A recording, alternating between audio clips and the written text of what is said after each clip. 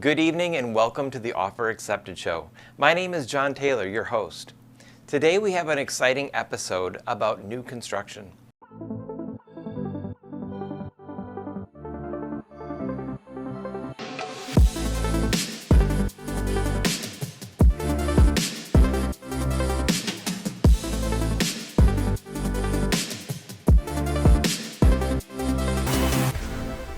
The Offer Accepted Show will help you avoid some of the pitfalls, tell you what to look out for, and help you be successful in getting your offer accepted and moving into your new home. In this episode, we're going to talk about new construction, whether it's buying a plot of land and being the general contractor, building it yourself and doing everything DIY, or purchasing a home from a manufacturer or a home builder. Our guests today are Missy Buttrum from Homewire Realty, Kris Weninger from Fairway Independent Mortgage, and Al Spiegel from the McLario Firm. In this episode, we're going to discuss how you can be successful, so let's not waste any time and let's get started. Welcome back. In this segment, we're going to talk about new construction, and I have Missy Buttrum here from Homewire Realty. And we're going to talk about the differences between turnkey and DIY and what it's going to take for you to get into a new construction home. So, Missy, welcome to the show again, and I appreciate you being here. So, tell me a little bit about, I hear the couple different terms about new construction. It could be turnkey or DIY, and what's the difference between those two? That's a great question to ask. So DIY is do-it-yourself, where you're probably going to contract your own builder in new construction and go through the entire process. The turnkey is where the builder has already started the process. If you go on MLS and the local MLS, and you kind of see what's going on, you'll see some new builds. Those are going to be ready to go. So turnkey, the builder's got it started. You might see it's ready September 1st.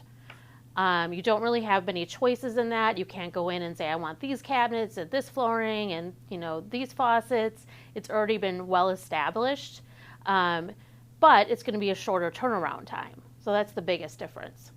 So a turnkey is like a builder, or they might have a model home or something like that. It might be a community that they're building. Yes, we have several of those in the area where it is a subdivision already started. They might have a couple, what they call Spec Homes, ready to go, and you could tour those and buy those ready to go. So is it harder to do a DIY than getting one of those Spec Homes that they're in a community? It depends on how much you want to deal with, and how much time you have. If you need something quickly, I have a friend who was looking for a home and she needed it fairly quickly. So the solution of this turnkey home was best for her, and she didn't want to deal with the hassle of going through all the motions and all the things to choose from.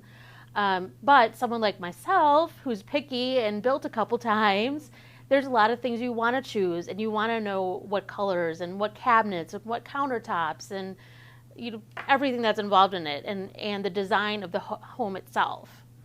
So different advantages that way. Do you need, when I think of new construction DIY, to me that seems like I'm going to need a lot of money to do that. I'm going to have to be rich to pay for all the expenses that come up, and all the, when you do a new construction, there's a lot of things that go wrong or change. So how does that work? With new construction, yes, it does feel like it's going to be a lot of money. But we have things called construction loans, and construction loans are basically, they're going to take draws out. So you're going to get approved for your $400,000, whatever the cost is, and then things will get drawn out for the builder. The other way is if it's turnkey, you're just doing your one loan, you're closing on the day you can occupy it, just like a normal home sale, but it's a brand new construction. And you would hope down the road it's not as expensive because you have brand new furnace, brand new water heater, brand new mechanicals in general, and save money that way if you're not replacing things constantly. We have two different kinds of homes. We have a new construction where the homeowner would be the person finding the general contractor and then paying out those mortgages or paying out those payments. And then there is the turnkey, where you basically just go to a spec home and you buy a model. Now, do I need a realtor for the spec home, or can I just go to the spec home builder and just deal with him? Well, that's going to be a lot like our conversation about needing a realtor just to buy a home. Of course, you should have a realtor. That builder or the realtor representing that spec home, because a lot of them have a realtor marketing it for them, you definitely want to be using your own buyer's agent, because they're working for your best interest. The seller, the builder, they're working for their best interest. So same as an existing home, you do want to have an agent helping you with that new home. And a lot of the builders, even on the do-it-yourself side, have that allowance in there to pay a co-broke, which is also the buyer's agent commission.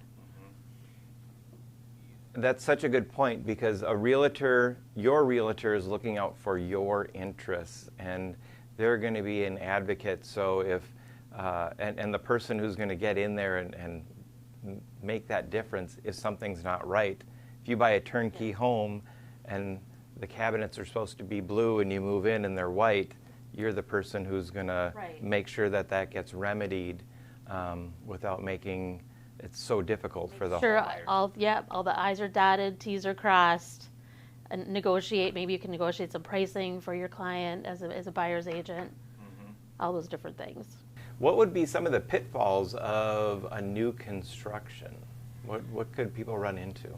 Well, obviously, time. That's a big thing. If someone's in a hurry, especially now with everything going on, supply is low with lumber, contractors are booked out, and I think from what I've been experiencing, houses are like a 9 to 12 month time frame right now to get completed, versus back in the day it was 6 months. You'd have a brand new house from start to finish.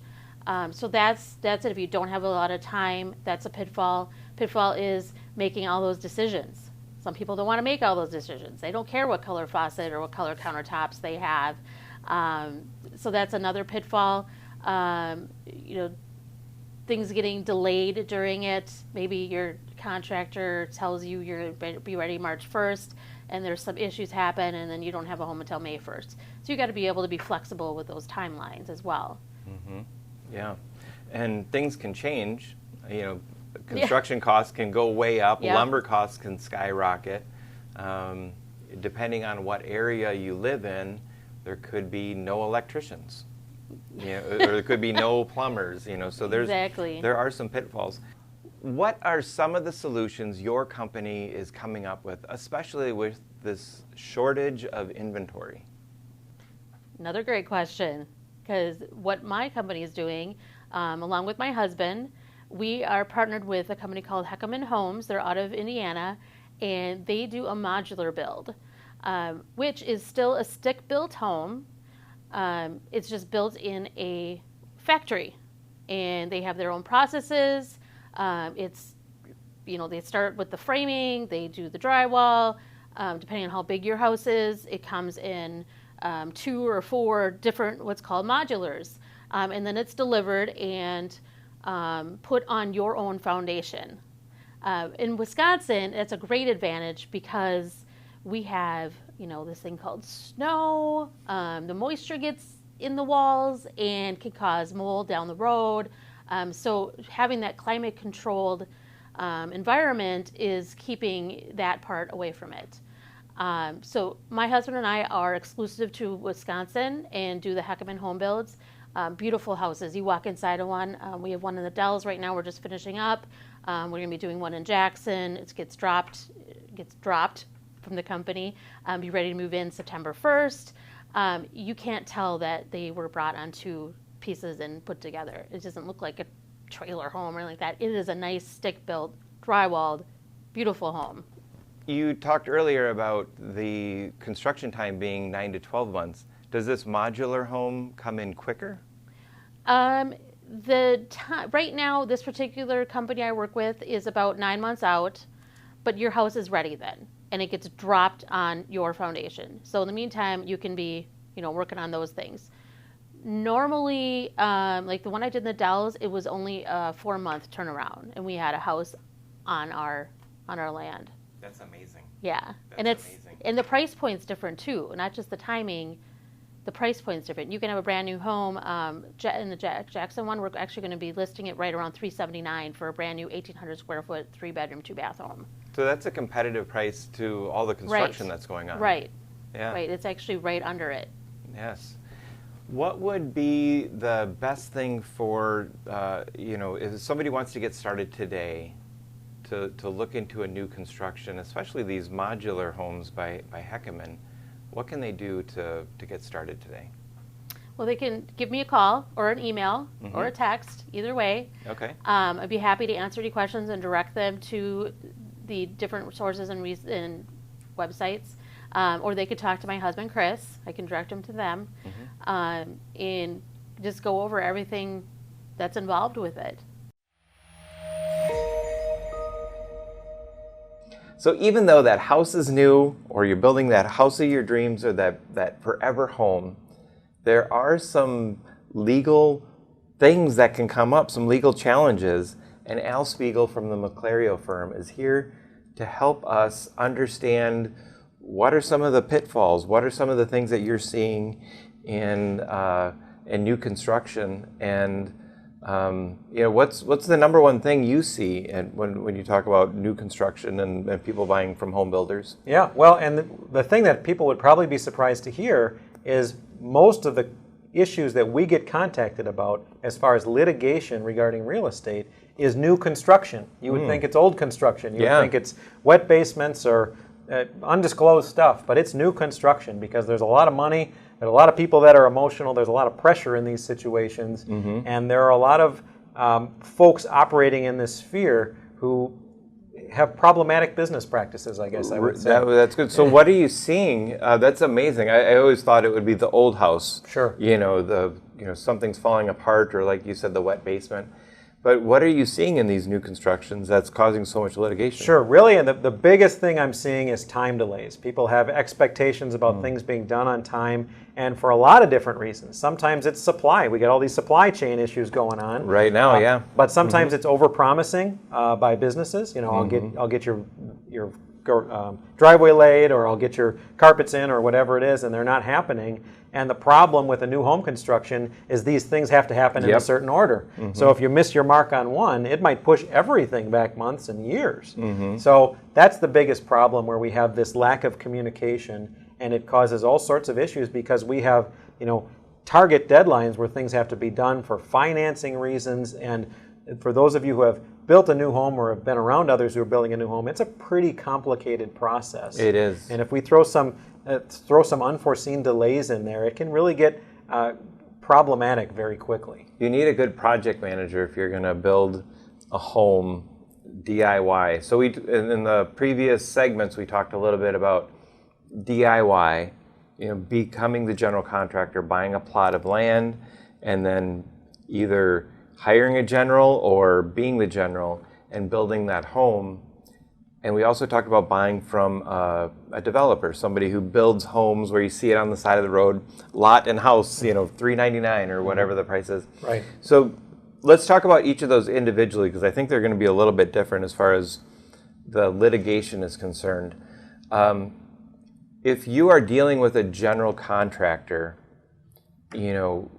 what can you do to protect yourself to make sure you don't run into those time delays and don't run into that litigation? Yeah, so if you've hired a general contractor, you've, in most cases, made a good decision. I mean, the problems that I see are when people are representing or handling their own general contracting duties.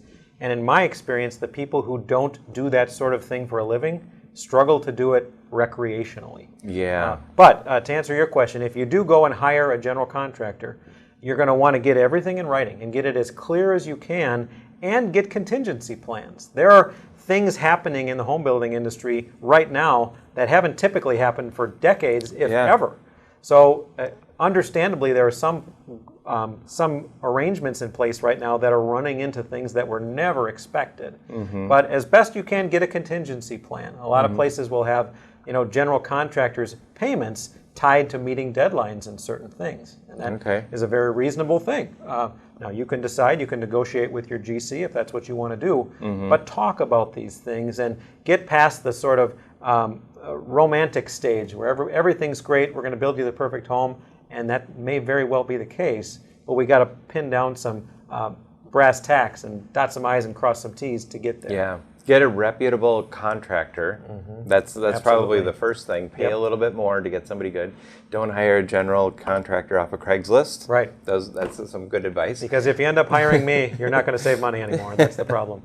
Yeah, all of these, it seems like all of these cost-saving ideas of being your own general contractor, being your own realtor, being your own, inspector are just really expensive ideas. Right. Well, then they're potentially very costly risks that you're taking. And they're risks taken by people who don't always understand the extent of the risk they're taking. Yep. They're thinking, oh, well, I can fill out some forms, or I can get a draw sheet to the bank, big deal.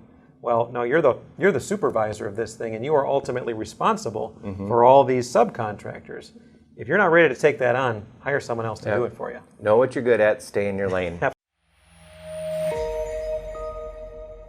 When purchasing a new home and building it yourself, or purchasing a model home like we talked about with Missy, it's important to have your money straight. And I think what a lot of people, especially new home buyers, first-time home buyers, when they're looking at this process, it seems a little bit daunting. It seems complex. Kris is here to help us understand how all of that works and kind of navigate us through a couple of different types of loans that are available. So it's a little less daunting for us, and we can be successful in getting that new home. So when building a new home from a lender's point of view, how is this loan handled, or the different types? Great question. I'll break it down for you. It's very simple. There's two types of loans. Number one, we take a look at the builder finances it. With that, you're going to put the customer is going to put a down payment on.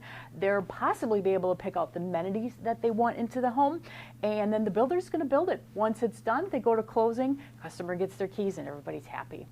The other one we take a look at as far as for customer finance, a little bit more detailed with that. A lot more money management goes into that. Okay, so the builder finance, that is a turnkey home. So you're driving down the side of the road, you see a sign, homes available for $329 with lot. That's a builder finance. It's kind of like buying a regular home, except you're going to have a little bit more control over the purchase of the materials and things like that. But financing-wise, it's just like buying a home, like we talked about in episode 3. Exactly. If you take a look at it, you can kind of, do you want granite countertops, or do you just want the plain simple countertops, or you want high-end amenities with it? What's nice is that the builder is going to be able to work with you, and then you can kind of pick out what you want. In certain instances, if you pick out really high-end items, the builder may request you to put a little bit more additional down to offset the difference. Oh, I get it. Customer finance. Now this is building a home, so this is a little bit bigger project. We're going to have to do some money management, talk with contractors, really plan out the whole thing. So this is for somebody who really wants to get involved in building their dream home and having all of the aspects. But the other side of it is you're going to also have to manage not only the granite countertops, but you're going to have to manage the money to pay for those granite countertops. So how does that money work, and how does that get distributed? Does the bank do it for you? Do you do it? Or does the buyer have to do it? A lot of moving parts on this one. With the customer finances, we call it, if you think of it, it's a lot and home package. So what you're going to do is you're going to pick your lot out. We're going to figure out how much you need for that. In addition to, you're going to pick out the type of house you want and all the specs. And anything and everything that would go with that house is going to be a long laundry list of items that you'll need and costs. And what we want to do is we want to take the builder costs and we want to take the lot costs, put it all together under one. An appraisal is going to be done subject to kind of get you an idea as far as how much is it going to be worth, and is it going to be worth what the lot and home package is total. So you said, before you go ahead, you said we're going to put the lot and the home into one mortgage? One loan. One loan. Okay, so that's going to be what you're not going to have a lot loan and a house loan. You're going to have one loan. You're going to get the appraisal done, and then the next step is we got the money, and that closing is going to be a little bit different than a regular home. But what happens to that money after the closing, and how does that money get distributed? Right. And Yeah. Great question. So when we go to closing, typically we're going to purchase the lot, so you're going to become the owner of that lot. Great. You got a little title, a thing going on. Life so is you're good. oh yeah, We're gonna start you're a digging a hole. landowner. Yes. So start digging a hole. Contractor's going to come in, pour the foundation, walls, and then at that time they're going to do a series of what is called draws. Draws can be anywhere from 3 to 4, possibly more. And what that means is the contractors, they got to get paid. So when you take a look at the basement is finished, then the draw is going to be taken, and then that contractor gets paid. With that, as the house gets built, then you'll see the progression of it going, and then another draw will be taken as far as for paying those contractors. So once the house is completely finished, the final draw is taken, and at that time, you'd be able to roll it over into a fixed rate loan. Up until that point, it's going to be an adjustable rate, and you pay interest only on the amount that you take on that draw. Okay. So if you think overall, we're going to put all that money into what is called an escrow account, and then as the house gets built, then that money gets distributed. That's an important point. If we're building a house right now, we're talking about the DIY, customer finance, bought the lot, bought the building. Now we're making those draws, and you said that's an adjustable rate. The rate today, it's going to take a year for that house to be built, according to what Missy said earlier. A year from now, we're gonna go into a new loan, a 30-year fixed loan, at 1 year from now's interest rates higher or lower from today. Correct. We can take a look at taking what is called an extended rate lock. So you kind of want to watch the rates, and it's very popular right now in this marketplace because sometimes we may want to lock it in for an extended period of time. The biggest key when you are able to roll it over into a fixed rate is when the occupancy permit is given and the final draw is taken. So we want to make sure that you're going to use up all your money in your escrow account at that time, and then roll it over into a fixed rate. All right, so we talked about that sign on the side of the road that says lot and house for $329,000, and it looks great. Pull off the side of the road, we go to the builder's building. Can we buy direct from them, or should we have an agent? From a lender's point of view, we're pretty neutral on that. My personal opinion, you probably should always have a reputable person that you're working with, some type of representation. So it's going to be up to the customer what they feel comfortable with. What are some of the pitfalls that you see now with building a new construction, whether it's buying it from a builder or especially buying a DIY or doing a DIY project? What would be the pitfalls of that right now? Everybody loves the granite countertops, the high-end fixtures. Those all cost money. And once you start to add up all that fancy faucets and the fancy lights, we really need to take into consideration how much do we have in your escrow account and how much is going to be, and then do we have that money set aside for that. Also, too, you may have cost overruns. If lumber prices increase, if other materials prices increase, by the time you get to that finished product, are you going to have enough money left over in your escrow account to pay for everything? Escrow ahead of time before the house is built. It's all about managing the money, and I'm glad that we have you here to help guide us in managing the money. It's wonderful to have somebody who's so knowledgeable and trusted. And if you want to learn more about Kris, there's some information here with her contact information, help you navigate through that new construction loan. Missy, Kris, and Al had some great information on helping you find your forever home, helping you build your dream home, and being successful whether you want to be the general contractor and do it yourself or purchase a manufactured home and have it built to the specifications that you require. I was really excited about Missy's information on manufactured homes, especially the one that's coming available in Jackson. I'm looking forward to stopping by and seeing what the house looks like and showing all of you what you can do if you would like to build your own home. Thank you so much for joining us. And in next week's episode, we're going to talk about the market because the market's changed. There's some new information about inventory and the increase. The rates are going up. There's better prices on lumber. And really, everything that was going on a few months ago is now being turned on its head because the market's all new. We're going to keep you up to date and help you be successful in getting your offer accepted. See you next week.